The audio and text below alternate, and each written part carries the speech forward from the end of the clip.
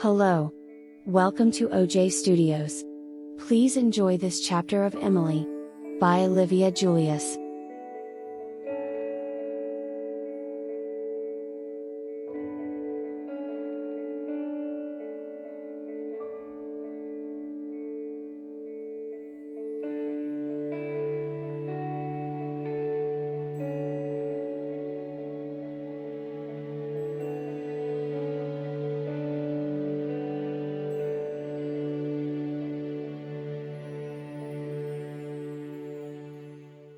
I looked out onto the crowd below me. Being here just felt weird. Do I really belong up here with the four girls? I mean, everyone that I know in the crowd except for my two mothers believes that I am a girl, or could they see right through me? I wondered if I was still Michael would stand up on stage during the Easter Prince contest and be this nervous? Would I even want to participate in the contest? The mayor grabbed the microphone and started down the line introducing us. He started at the other end of the stage with the youngest girl named Jessica, who, like me, is from St. Louis. Ria was at the end of the line. She picked the sport because at the end, she was more noticeable than at the beginning. She did a lot of things that she thought would make her more noticeable. She had her hair done, makeup done, she secretly wore heels, while I wore Mary Jane's. The only other girl wearing heels was Amanda, and they were smaller heels than what Ria had. Out of the five of us girls, she was the only one not wearing tights. She even forced me to wear the tights that I am wearing right now just so she can stand out. The mayor introduced the next girl, the girl that pulled Amanda up on stage. Her name is Brittany Smith, and she's from a neighboring town from where I lived. The girl stepped forward and did a curtsy. Next was Amanda, and I was shocked to hear that Amanda was from Indianapolis, Indiana. That's a long way to go just to come to a small town fair like this. The mayor introduced me to the crowd and I stepped forward. I found Mama E and Mama B again and waved to them as they yelled out my name. And then it was Ria's turn. Ria just waved to the crowd, not curtsying like the rest of us did. She had told me before that curtsying was stupid. The mayor walked back to Jessica. Jessica looked nervous as she fiddled with her hands. The mayor leaned down in front of Jessica and took out his knot cards. "So, Jessica, can you tell us what your favorite color is?" "Purple," Jessica said so softly that the mayor had to put his mic closer to Jessica. "And why is purple your favorite color?" the mayor asked. "Because it's pretty," Jessica said with a little bit of a smile. The crowd laughed at her response, which made Jessica laugh and relax a little too. "So, Jessica, what do you like doing for fun?" he asked. "Play with my dog," she replied back. "Oh? And what's your dog's name?" "Peanut." "And what type of dog is Peanut?" "A big one," Jessica replied, and everyone laughed again. "Alright," the mayor said, chuckling. "Let's give a big round of applause to Jessica." Everyone applauded except me and Ria, mostly because Ria warned me not to clap for anyone but her. The mayor walked over to Brittany. Brittany did another curtsy and waved to the crowd. I have never met Brittany, but I could tell she was charismatic. "So, Brittany, I understand yesterday was your birthday. What did you do?" "We stayed at a hotel and had a swimming party at the pool." "And what was your favorite gift?" the mayor asked. "A karaoke machine." "And what did you sing first with your karaoke machine?" "Let It Go," Brittany said. "Can you sing it for us?"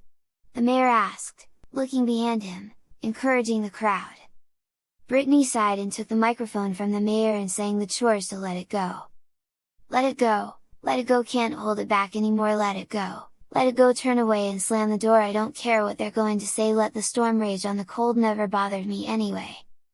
Only a little kid would still watch that movie, Ria whispered to me.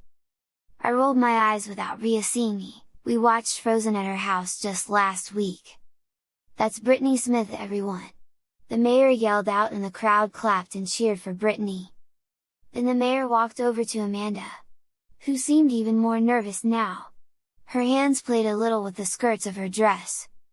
"So, Amanda, you're from Indiana? Must have been a long trip to get over to our small town." "It was," Amanda replied in a squeaky voice. "So, what's the best thing about Indianapolis?" Amanda began to say something but ended up just saying something unintelligible.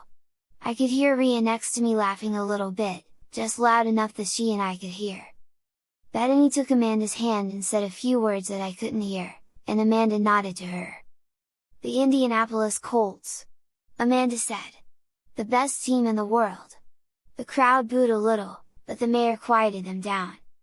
"So, you like the Colts? Who is your favorite player?" the mayor asked. "Matt Ryan, he's the quarterback," Amanda replied. "And do you play any sports, Amanda?" "I play football." Then I saw Amanda freeze a little. That feeling of something similar between us came back stronger than before, but I couldn't tell what. "Oh?" the mayor asked, "is it a girls-only team? Or is it both boys and girls?" "Mostly it's all boys," she replied quickly, almost like she was trying to cover something up. "Well, we need more girls to play football." "Good for you," the mayor said, then turned away from Amanda. "That's Amanda Trin," and everyone in the crowd clapped. "I told you she was a tomboy," Rhea whispered to me. The mayor walked over to me next.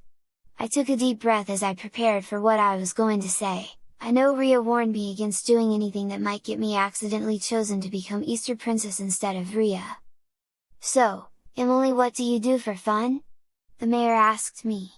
I thought for a second and chose to talk about ballet.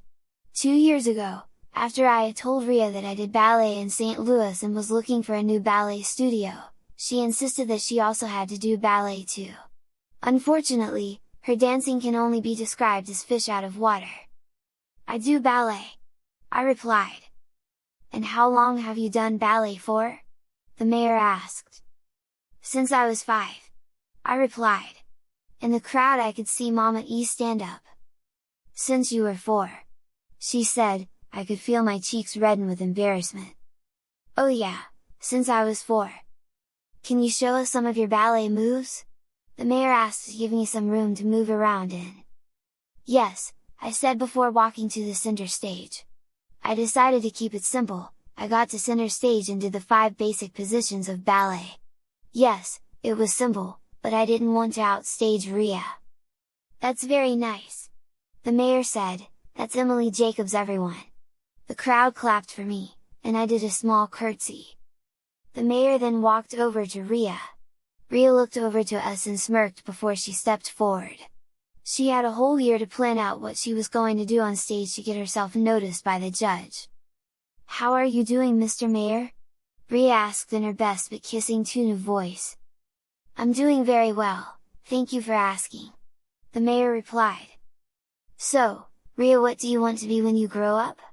the mayor asked. "I want to be a doctor just like my mom. It's so rewarding to know she saves lives every day." "That is a good choice.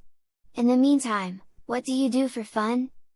"Swimming," Rhea said. "I'm on the girls' swim and dive team at my school."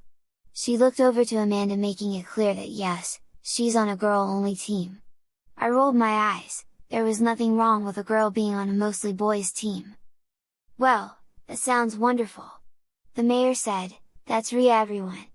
The crowd clapped and Rhea stepped forward and did a curtsy. My mind was a little blown about this, considering that she was insistent that she was never going to do a curtsy for a crowd. "Thank you all," she said, waving and walking back to the line. "Ladies and gentlemen, let's give the judges a few minutes to go over the score.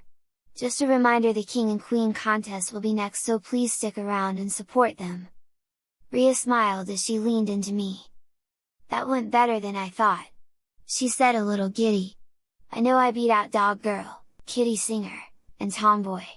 I have this in the bag." I nodded, even though I wished that someone else would beat Rhea, just so she could shut up. But I'll never tell her that. "Princess Rhea. That has a good sound to it, don't you think?" "It does," I whispered, faking being cheerful. The mayor then got onto stage and took out a white envelope. "I now have the results from the judges," the mayor said. He opened the envelope and paused for dramatic effect. "The runner-up is Brittany Smith." I looked over to Brittany, who just about ran to the mayor and gave him a big hug, almost toppling him over.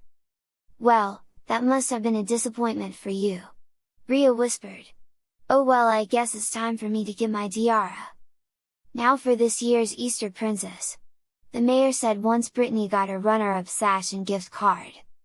I closed my eyes hoping that it was not going to be Rhea. Please, anyone but her. I looked over to Amanda. If I had a vote in this contest, I would have voted for her. This year's Easter princess is... The mayor said, give a little bit of a pause. From the corner of my eye, I could see Rhea step forward, ready to take her tiara and sash. For a moment I wondered if I could be the Easter princess? Princess Emily did have a ring to it. But what was the use?